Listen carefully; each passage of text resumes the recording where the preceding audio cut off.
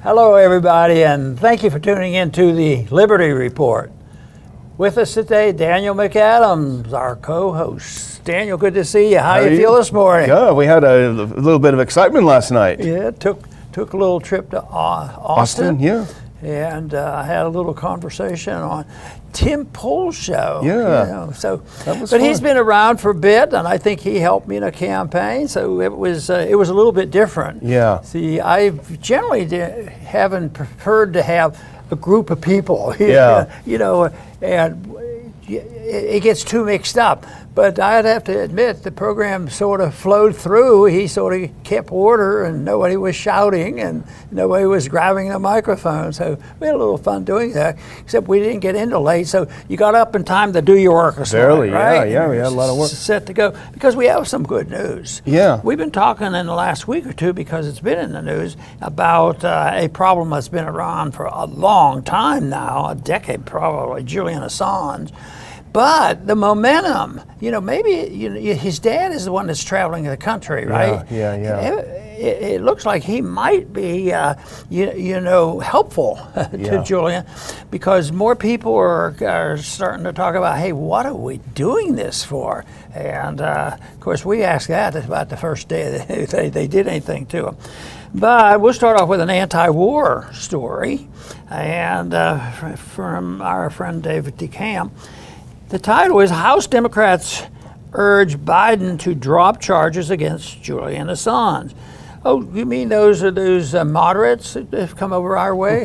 No, they're Democrats, and they're on our side of the issue, or it's something we can talk to them about, even though there's some people who say, no, you don't even talk to people like this. But if I don't know how they get there, but it's sort of sad that somebody that on most issues they're all over the place, but on Assange, they are. Some people say, well, that's just because they want to prop up and damage him, and they don't really believe that. But that isn't the case. The progressives and the remnant of the progressives, I think there is an element that really are pro-liberty when it comes to civil liberties, but there's a lot of them that have left their fold, and that's when we still see them and we can still work with them.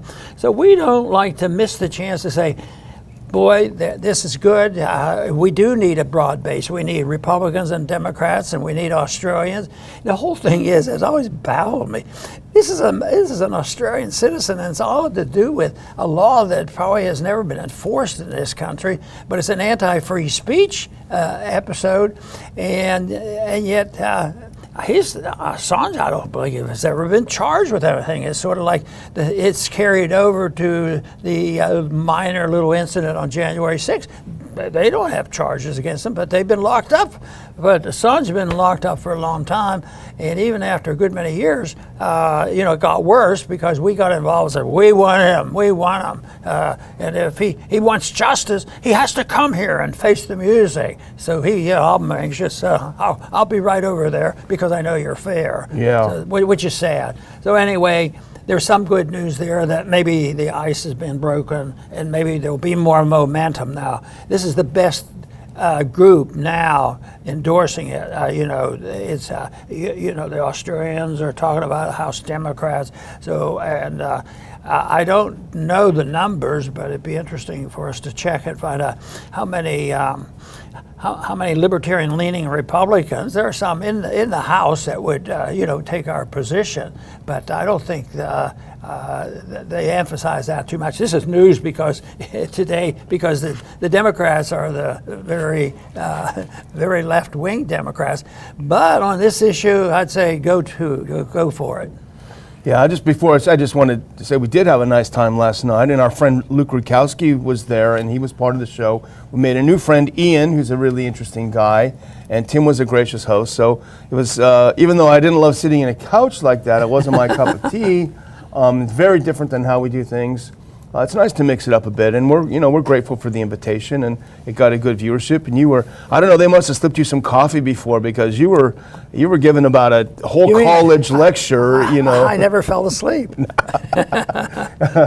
it was great. I mean, anyone who wants to learn about the history of where things went wrong in the U.S., just watch that interview for a couple of hours and you'll get the whole thing. But let's put up that first clip because we are talking about the House Democrats, a group of House Democrats, and it's not a massive group, it's a small group of House Democrats who sent a letter to Biden urging that Merrick Garland drop the charges against WikiLeaks. And the charges, of course, is that he violated our Espionage Act, which is, as you say, dumb because he's Australian. He can't be a spy. He's facing 175 years in prison. And the reason we're talking about it this week is because the letter is relevant. And the letter is relevant because yesterday, as of yesterday, he's been held in Belmarsh prison for 4 years, solitary confinement, cruel and unusual punishment, psychological torture, and he's been held there since, of course, he was dragged out of the Ecuadorian embassy after the U.S. basically regime changed Ecuador to get rid of the left-wing government who gave him safe haven and put in another puppet in there to get him, that was all about getting him arrested. We know that our good friend Pompeo, that great champion of civil liberties and telling the truth, well, he called Assange a foreign intelligence asset, and that's one of the rationale for holding him. So they sent a letter. My first thought, Dr. Paul, to be honest, was, this would have been stronger as a bipartisan letter. But then I started thinking, no, actually, in fact, politically speaking, it has more impact because it came solely from the president's party. This is the president's people. These are the people that are beholden to him. And they're saying, look, enough is enough. This guy's been he's had his freedom stolen for 14 years because he exposed the crimes of the U.S. government in its illegal wars. Enough is enough. And so I do think now, changed my mind, I think it's significant that it's just Democrats. Wouldn't mind seeing a follow-up that's a bipartisan, larger letter. But this is a good start, I think, and let's hope it goes somewhere. Well, from my definition of patriotism, this has to be recognized, because one thing that I think a patriotic person does, since that's a tricky word, and we talked about patriotism before, but the trick is with it, whether that's a positive or is that just a refuge for scoundrels to go to. But the one thing I think on the positive side of being patriotic is, in this instance, this group is patriotic because they were willing to criticize their government. And somebody said, well, that's you're mixing it up too much. But that's the act that what would happen if you wanted to practice true patriotism when your country leaves the Constitution and they become a participant in the destruction of the Constitution and a group taking away our freedoms and privacy and all these things. It isn't bad. So I think it's a very positive thing, and I think you make a great point about it being, it was a group of Democrats that did it, but I still think that, in time, maybe there will be a group of Republicans, and because they did get together on the one foreign policy issue, and we liked that when they were trying to stop some funding. So anyway, I think this is great. I don't know how fast it's going to move now, but it could go pretty fast. But it's amazing how strong this bipartisan thing is. Republicans and Democrats, all these years, Republicans and Democrats both had a chance to do it, and yet it was never done. So you just wonder how the deep state, what kind of conversations do they have when they have a secret meeting? What are we going to do with Assange? Well, they might not even have any meeting, but what they could be doing is getting together and saying how do we handle this issue?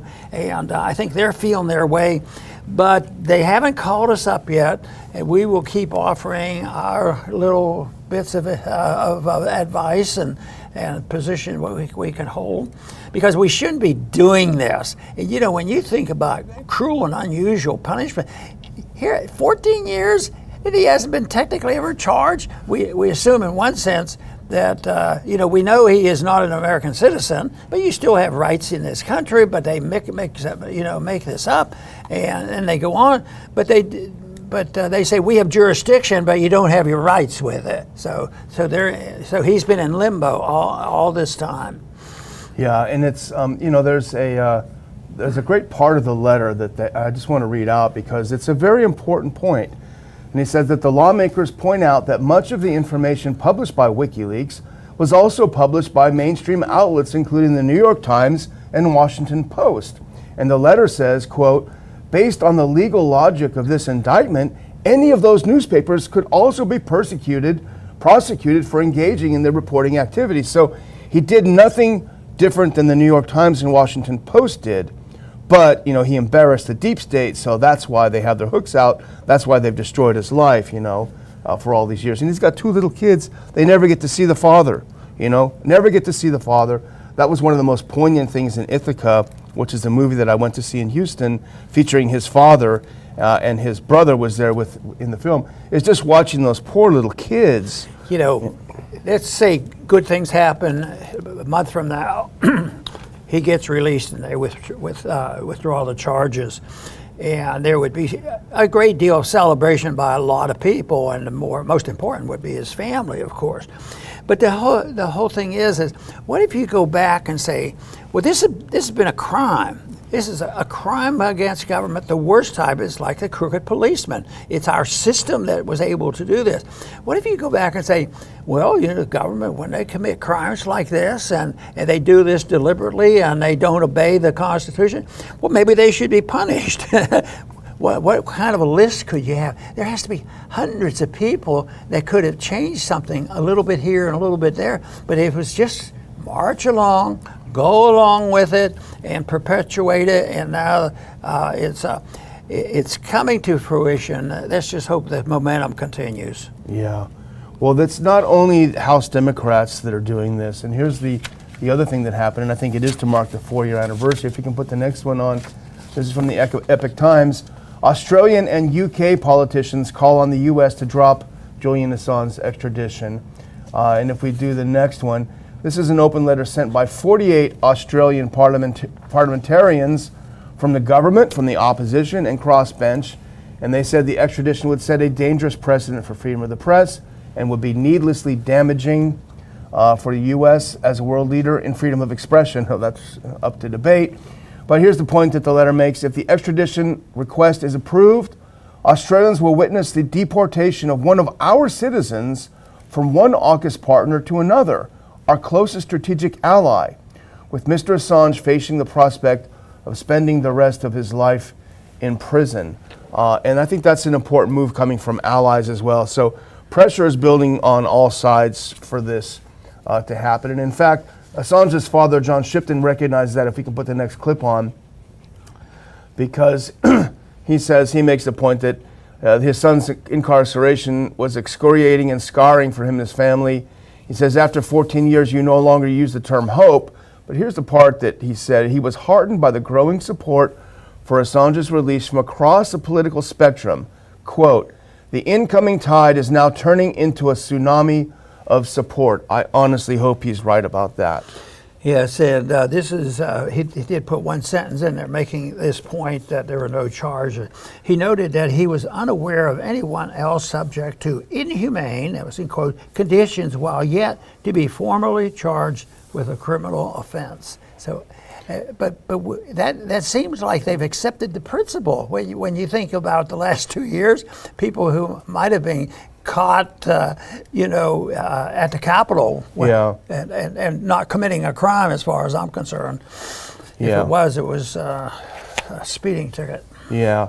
You can compare the outrage that the U.S. government has been demonstrating over these past few weeks, or week or so, over the arrest of Evan Grashukovich, who is a Wall Street Journal reporter who was reporting in Russia. The Russians claim that he was reporting some military secrets. We don't know if that's true or not, however, that's what they claim.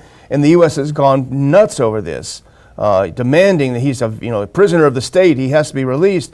And at the same time, they want to hold Assange for just doing literally the same thing and probably less, because he wasn't collecting the data, he was just reporting it. So double standards. I wonder what the public in Australia because they have a little more responsibility. I mean, he's Australian. They seem to just where are they? Just disappeared them.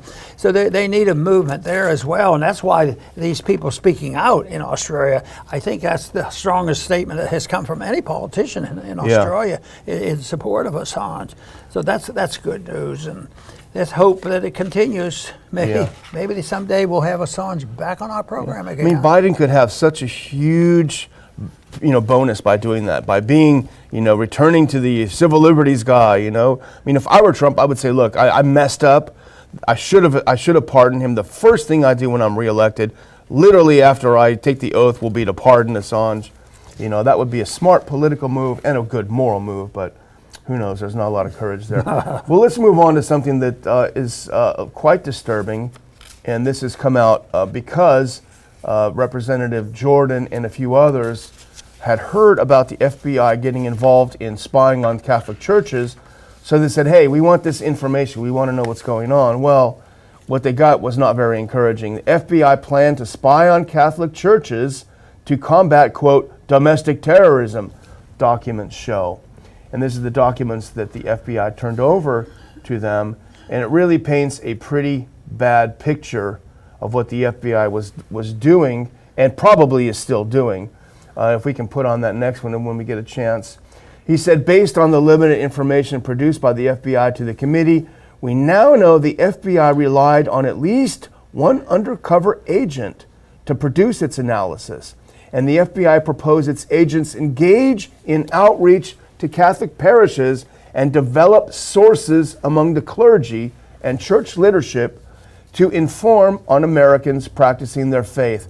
That's what Jordan wrote in his letter to the FBI director. So they're sending agents in to infiltrate the churches to try to develop sources. But we know very well, Dr. Paul, that it's not only a one-way street, because what they also do in every one of these terror threats, and also in January 6th, we're finding out, they send an agent in, and that agent says, hey guys, come on, let's get radical, let's get some guns, let's do, they're the ones that are stirring it up because they need to have that big arrest. So this is really very disturbing if you value the First Amendment in the U.S. Well, the going after media, social media, and all media, and the Assange story, they have to silence the truth because the truth, reveals what governments are doing. So it's anti-government. They have to reveal it, and that's why you can't have a real trial. You have to have a kangaroo court and not get the truth out, because what they need to do is suppress the truth. They have no problems with it because wokeism encourages the whole principle of nihilism. You don't have to worry too much about this truth stuff. Yeah. You can take your oath of office. It doesn't mean anything. So that goes on. But there's also been predictions and worries, and history shows that in the last couple thousand years, Christianity has been used to help define the higher law of telling the truth, and not accept this whole idea that truth can't be found. So it's not unusual under the circumstances under which we live now is to have anti-Christian activity. This one, though, was with a headline. It seemed like it was targeting more the Catholic churches, but I think it's all all faiths, then it might, the whole thing in it. If you're not a Christian, they're the Christians and they're a little kooky, so that's okay. Yeah. Yes, but on principle, whether you have a precise religion or not, and there's a lot of religion, if you don't commit violence and commit crimes, the protections should be universal for everybody. So everybody should be concerned about that. But totalitarianism is certainly very astute in silencing the people. They have to have control of the judicial system, and now they're moving forth, and I'm glad that the Republicans have some ammunition there to try to stop this and bring it about. I definitely think we're better off than we were, a couple years ago. And since the election, I think we're getting more revelation. And I think there's been a little bit of good news on, getting a better understanding about how governments work with social media. That is so outrageous about there, and I think this is a good move. We need to get more of this information out, but we shouldn't be surprised that there's anti-Christian elements, and that can be used broadly. It's anti-telling the truth. People who tell the truth are the enemy of the state. Yeah, no, you make a good point, because people say, "Oh, those crazy Catholics," but if you're in any kind of faith, or if you're in any other kind of group, a motorcycle club, anything, it's very, very dangerous. Let's move ahead. A couple of things from this article. Let's move. I say not the next clip, but I'm going to go ahead and say the next one. Americans attend church, because Jordan is pretty good on this, I have to say. I don't know if we have that available, but he says Americans attend church to worship and congregate for their spiritual and personal betterment. They must be free to exercise their First Amendment rights without worrying that the FBI may have planted a so-called tripwire source or other informant in their houses of worship. And he makes a good point with this as well, Dr. Paul, because you can imagine how that might sow the seeds of being uncomfortable, of being paranoid, of just wondering, who is it in my church? If the FBI is trying to put people in there, who is the guy? And of all times, in your personal life, in your religious life, you should never have to worry that the government is sneaking in there listening to you. Well, they should be concerned enough to pay attention. In this article, it also said, read more here, about the FBI spying on it. Leaked FBI document labels extremist Betsy Ross flags, Second Amendment Gadsden flags, and more. And this is part of that report of what the Republicans have found the FBI is doing. But I didn't know there was anything. Do you know much about the controversy over the Betsy Ross flag? That Betsy, she was. Oh, they were for revolution. She was a hellraiser. But I was getting really nervous about this, Dr. Paul. I was getting really irritated at the FBI. But then I read a little further in the article, and I felt just fine, because if you look at the next one, the FBI responded. They said the FBI is committed to sound analytical tradecraft and to investigating and preventing acts of violence and other crimes, while upholding the constitutional rights of all Americans. And it will never conduct investigative activities or open an investigation based solely on First Amendment protected activity. So then I just breathed a sigh of relief. Maybe we should talk about sports and things. Yeah, exactly. Because it's all taken care of. It's taken care of. Yeah, it's taken care of. Okay. Well, we do have to take care of our sponsor for the show, and that is forpatriots.com. Forpatriots.com has pointed out that our power grid is under threat. We've got an antiquated system, up to 18 months without power. If just a couple of these substations go down, it's no laughing matter. They have some great solutions. The Patriot Power Generator 2000X is a solar-powered generator. It will go with you if you want to jump in your motorhome and get away, if you've got a flood or a hurricane. And a blackout lasting months, you're going to want to have something you can carry with you. It's powerful enough to power your phones, your medical devices, a refrigerator, keep your food good. With the use of Ron in your discount code, you will get 10% off your first order from forpatriots.com. We do have a link in the description here where you can click in, enter in Ron, get your 10% off, and you can get free shipping on all orders $97 above, and they have a great 1-year guarantee. So click over, check out our friends at forpatriots.com. And Dr. Paul, we're going to do our final story here today.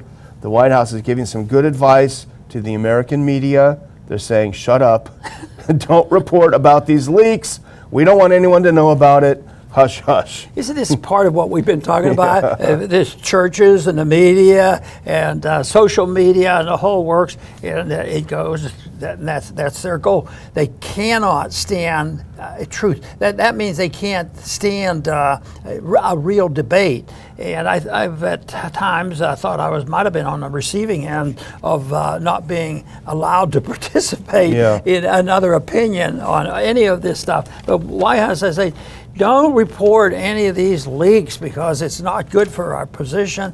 And of course, they'll tell us what is true. I think that's that is what they will want us to believe. But the truth about that is, we can't expect them to tell us the truth. And, whether it's in the church or wherever it is, or your teachers, the responsibility on that is on the individual. And that's a tough part, because, with the weakening of the family and the dependency on government schools to try to fill that void, teaching about values and teaching about economics and teaching about foreign policy, it's all, they're getting the garbage. So you can't just say, well, you kids need to wise up because you're following the wrong teaching. But it's a little bit more complicated than that.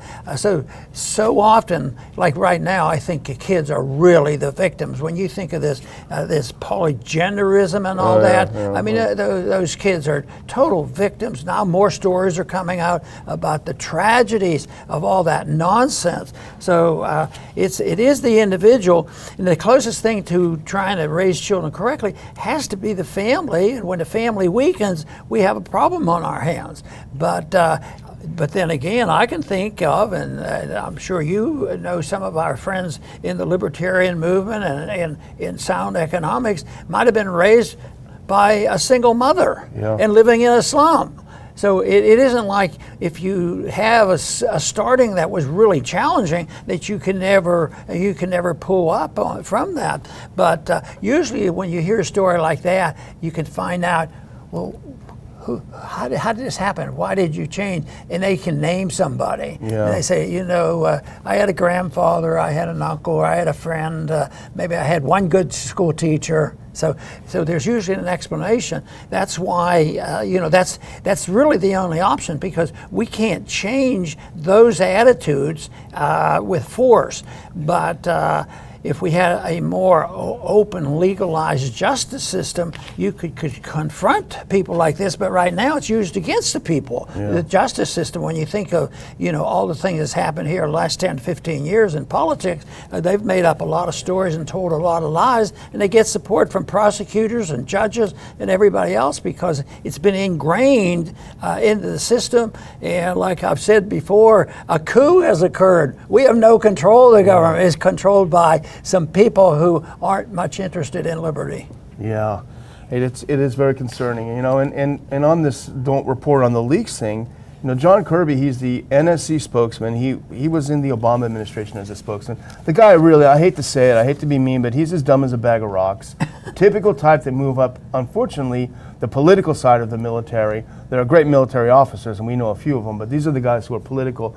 Kirby is a real dummy, and if we can put this on, he's also evil. So I don't feel bad calling him a dummy, because you can't help it if you're a dummy. You can help it if you're evil. Put that back on if you can, because this is the thing I wanted to bring to your attention, Dr. Polish. I'm sure you read it, but I thought this is the operative thing. This is what John Kirby, a United States government administration spokesman, he says, this information has no business being on the front pages of newspapers or on television.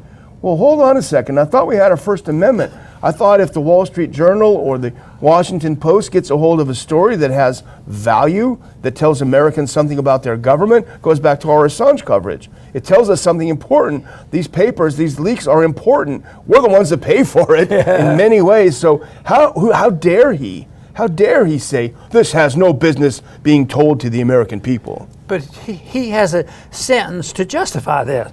And he says, yes, this happens. He says, this information that they're digging up now, the government didn't offer us the truth, but they're finding the truth, and they resent it the most because it is the truth. And he says, it is not this material that they're gathering up, by the Republicans right now. It is not this information. It is not intended for public consumption, and it should not be out there. Well, it's intent, so it wasn't intended. No, they didn't intend it to be. That's the whole point. It was not intended to be public, and of course, if you're on the side of truth-telling, it is intended that you have this knowledge. But the bigger the government, the more secrets, the more authoritarianism, and the more prisons, and when you look at it, and then you end up, you say, we make a better world because we will take care of all the vices in the country. If you have a vice, we'll convert it into a crime and we'll put you away, this sort of thing. And we did that, and we haven't reversed it yet, but they hopefully will wake up and become truth tellers. Yeah, well, we'll see. We'll see what happens with that. But I'm going to give a little bonus for you because I know you need a little bit of entertainment. This is our favorite senator from Florida, Marco Rubio. He is very upset, Dr. Paul. Oh, He's upset about de-dollarization. He is furious about it. He doesn't like the fact that they're using non-dollar currency. If we can get that cue, that little thing up. It's a minute long, but it's a minute well spent. Let's listen to the great mind of Senator Rubio. Look, I think the bottom line is we're in a conflict. And I think we have to start talking about it that way. A lot of time, most of the people are up here now don't remember. I was very young, obviously, at the end of the Cold War, but it's been about 30 years since there was another superpower on the earth that was in conflict with the United States. And we are back in that place. And we need to stop pretending like that's not the case. Now, I hope it's never an armed conflict, but it's a conflict at every level you can imagine. Brazil, in our hemisphere, largest country in the Western Hemisphere south of us, cut a trade deal with China. They're going to, from now on, do trade in their own currencies, get right around the dollar. They're creating a secondary economy in the world, totally independent of the United States. We won't have to talk about sanctions in 5 years because there'll be so many countries transacting in currencies other than the dollar that we won't have the ability to sanction them. That's horrible. The thing that has never crossed his mind, he never heard about it, and he doesn't believe it's possible, I'm sure, is the fact that how critical is a reserve currency? Did we ever have a world marketplace over the last 2,000-3,000 years without a central bank? And most of the time we didn't have a central bank. And one of the worst examples of a central bank has been ours because it's so powerful. It's backed up with the largest amount of weapons and the largest amount of gold, and except we're using that up. And we've had tremendous wealth. There was a time when we had a maximum amount of personal liberty, and all these things are going away. And but he's worried about competition in the central bank. It might interfere with how are they going to put on sanctions? Yeah. This whole idea that if you didn't have this reserve currency and control it, you'd have to control it. How can you put on these sanctions? But that is precisely the critical problem going on in this world today, and that's why America is, because the reserve currency is dwindling in control and influence, that people are saying, what are we going to do? And it is a problem. And the solution is not found in that speech. Yeah. The solution, and I'm sure there's times he's probably voted a few times on conservative, maybe spending, cutting spending, but he didn't ever. I'm wagering. I don't know, but he probably never cut a nickel out of militarism. Oh, no, So that's the problem. So he's touched on one of the most significant problems in the world, but it's not because it's going to interfere with his ability to put more sanctions or stir up trouble with China. I mean, it's the most absurd thing I've ever heard. What he doesn't realize, in a quick lesson in policy, is that they're trading in other currencies because they've been sanctioned. That's why they do it in the first place. So stop sanctioning. I will just finish by saying, please, if you're not following our channel, please subscribe to us. Please click like. Please send the show around to your friends. Help build up our audience. We appreciate you as always. Don't forget in the description to get your tickets for our January 3rd conference in Houston, Texas. It's going to be a great event. We've already sold, I'm happy to say, within about a half a week, we've sold about a quarter of all the available tickets, which is great because we haven't even told you what's on the menu yet. So that just shows how much we appreciate your confidence in what we have to show. So click that link, get your tickets, support the channel by subscribing and sharing. Dr. Paul, back to you. Very good. And I just want to follow up on the reserve currency of the world. I think the dollar will not be the reserve currency for a lot longer. It's not going to be. My bet would be that it's not going to be the reserve currency of the world being used massively like it has been, in 5 or 10 years. But the currency, the reserve currencies disappear slowly. Then somebody made the point, then rapidly. So at the end, it does. But people should be reassured, that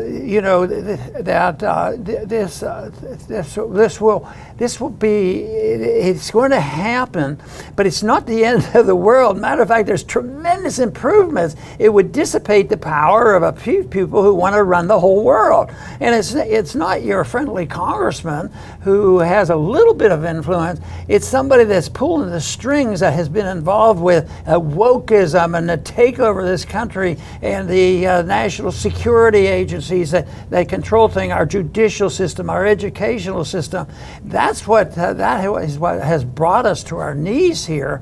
And so if we lose the reserve currency, I think it will be replaced. And but it might be China involved. Yeah, they could be involved. They have already been involved. They're sick and tired of what we do, so they're trading oil, for without the dollar, and they use the yuan, and it seems to work. So, but the point there is, let the market work it out. If you want to exchange it, and if one did more than the other, maybe it's because it's a sounder currency right now. When the dollar became the reserve currency, we had the most gold ever, and we pretended that we were so wealthy we would never run out of real money. The gold would last, but we ran out of money, and we ran out of the gold, and we had to do this. So sound money is very, very important, and it doesn't depend on the central banks and the fiat standard. Matter of fact, that is the biggest threat to a sound currency, is the central banks that have power and monopoly control of the money, and that means they have control of the political system. It doesn't have to be that way. There is another alternative. It's called peace and prosperity, and that is what we talk about here. The promotion of peace and prosperity is a much better way to go than to look to the authoritarians. Oh, if you have a problem, just print more money. It's going to quit working that way. It doesn't work very well even right now. I want to thank everybody for tuning in today to the Liberty Report. Please come back soon.